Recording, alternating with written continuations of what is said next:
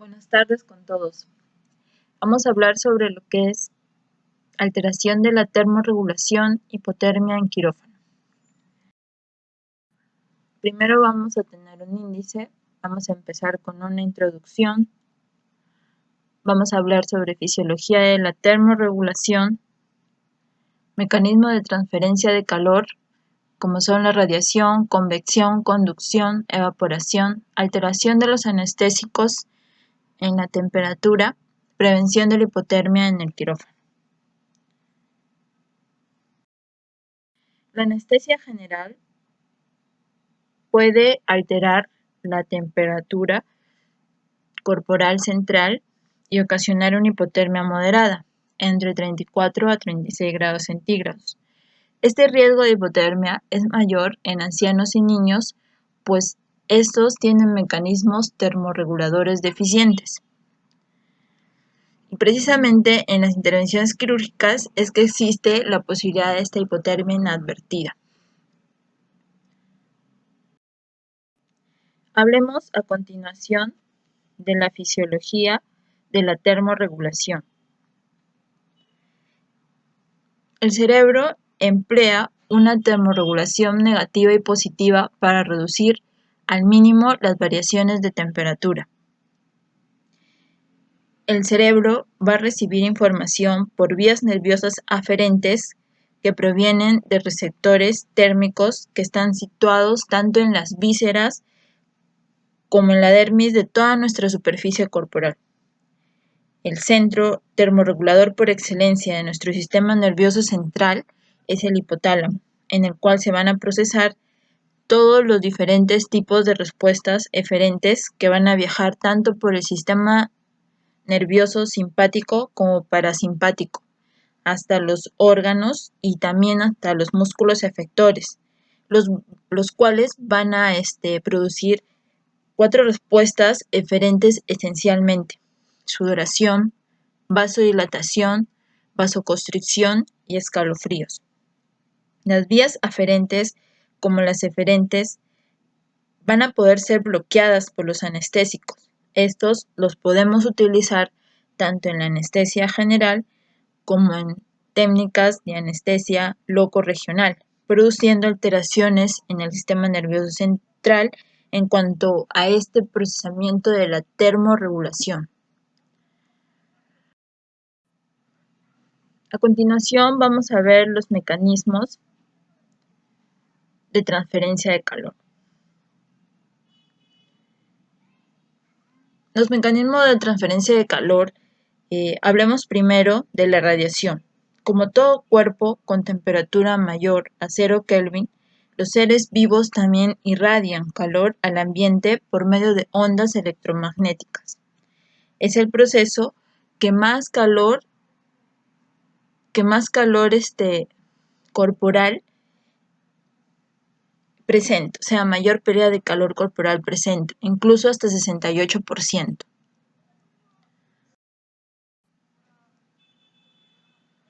A continuación tenemos el mecanismo de convección. Este proceso ocurre en todo fluido y hace que el aire caliente ascienda y sea reemplazado por un aire más frío. Así podemos llegar a perder hasta un 12% del calor. La ropa hace que disminuya esta pérdida. Y en tercer lugar tenemos la conducción. La conducción va a ser la transferencia del calor en contacto con el aire, con la ropa, con el agua u otros objetos.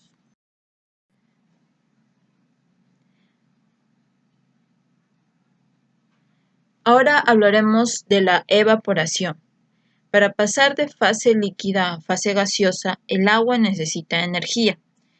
Cuando ésta se produce en la superficie del cuerpo, se pierde energía en forma de calor.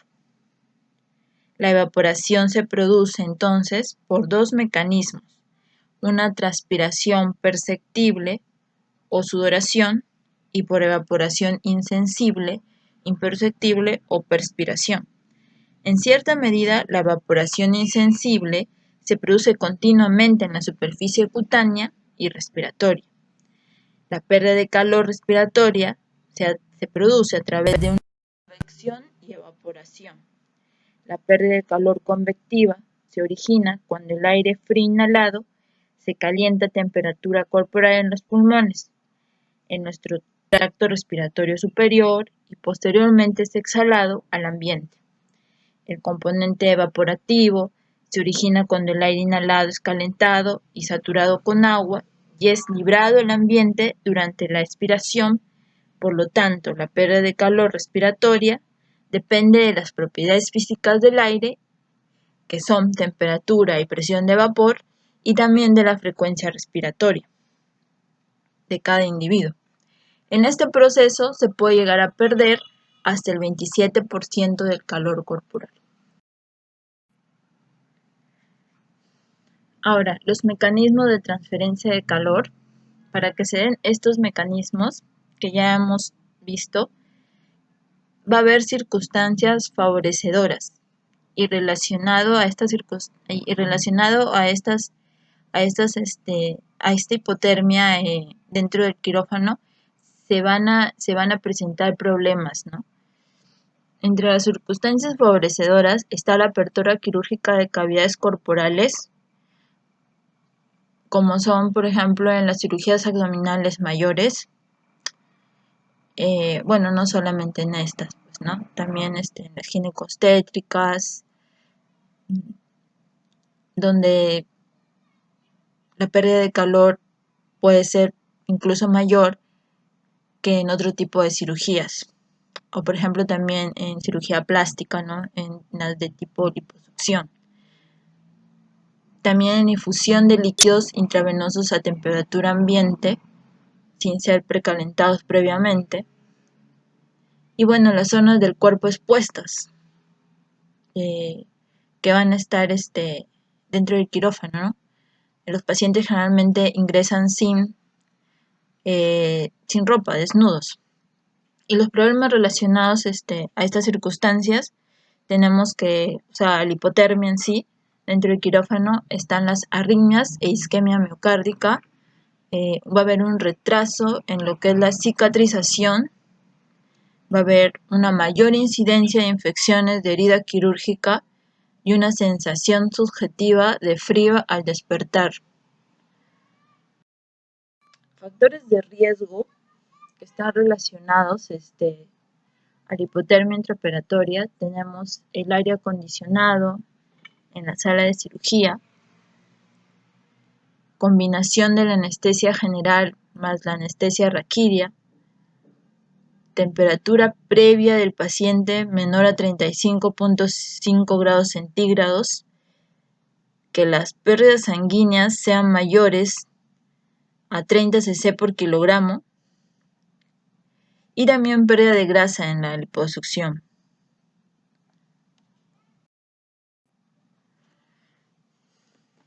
Ahora, según el tipo de anestesia que vamos a dar,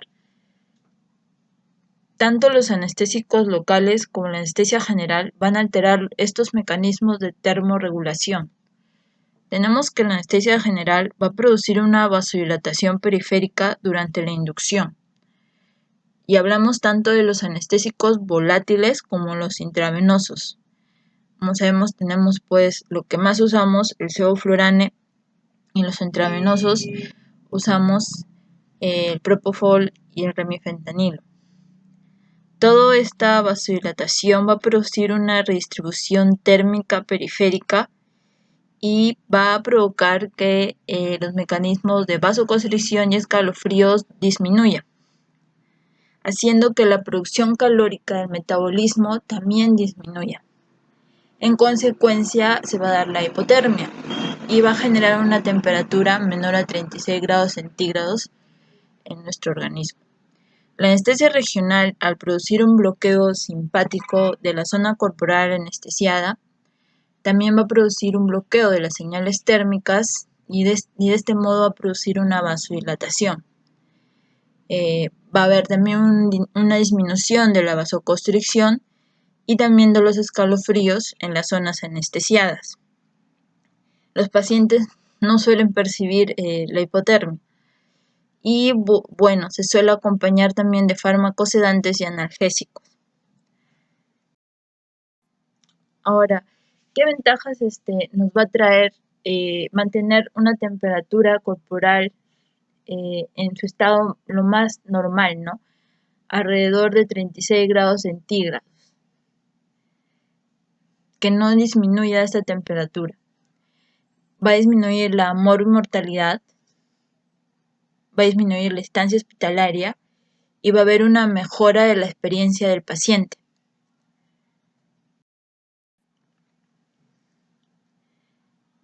¿Cómo prevenir la hipotermia en quirófano? Para esto tenemos que tener una temperatura basal del paciente y por lo tanto la monitorización de esta temperatura corporal es importante. Para ello vamos a usar diferentes tipos de termómetros, ya sea termómetros no invasivos que se van a colocar en la superficie corporal o termómetros de tipo un poco más centrales que se van a usar a nivel de nasofaringe, esófago o intrarrectales. Por lo tanto, la monitorización de la temperatura puede ser periférica y también central.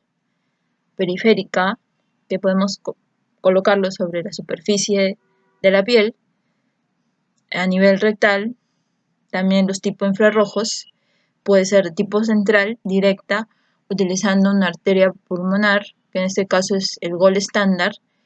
A nivel de nasofaringe, utilizamos también el tercio distal del esófago, utilizamos también el tímpano con termistor. De manera indirecta, podemos medir la temperatura central a través de la boca, la axila y también en la vejiga urinaria.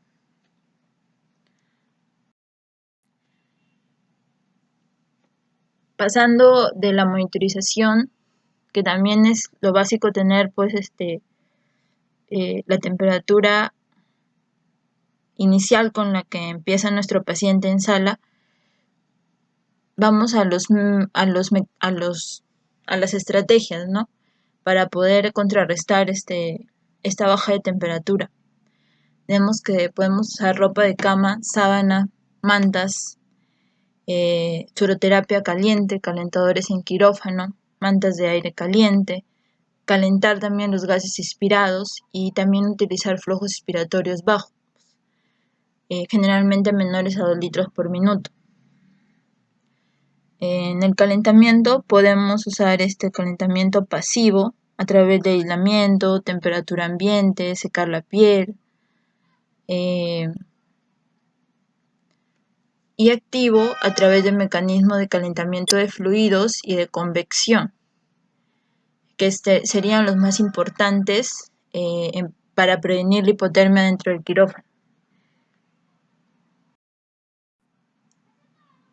Bueno, como conclusión en cuanto a este tema, sabemos que la hipotermia preoperatoria es una realidad que todo personal de sala de operaciones debe conocer, pues compromete la seguridad de nuestros pacientes.